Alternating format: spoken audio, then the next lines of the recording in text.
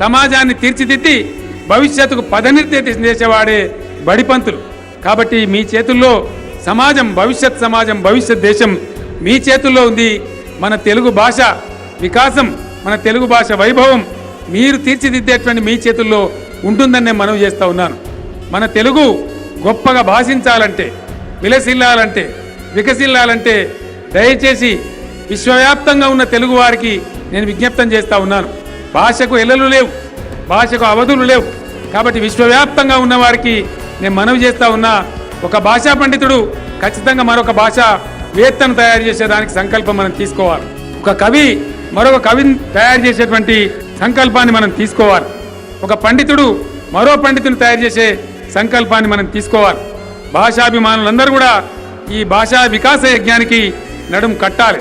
తప్పకుండా తెలంగాణ ప్రభుత్వం తెలుగు భాషను వికసింపజేయడానికి, విలసిల్లజేయడానికి శతదా సహస్రదా సర్వశక్తులొడ్డి ప్రయత్నిస్తుందని వినమ్రపూర్వకంగా మీ అందరికీ విజ్ఞప్తి చేస్తూ, నా ఈ మాటలు అందరూ కూడా సావకాశంగా విన్నందుకు వినమ్ర నమస్సులు చెల్లిస్తూ నేను విరమిస్తూ ఉన్నాను. జై తెలంగాణ.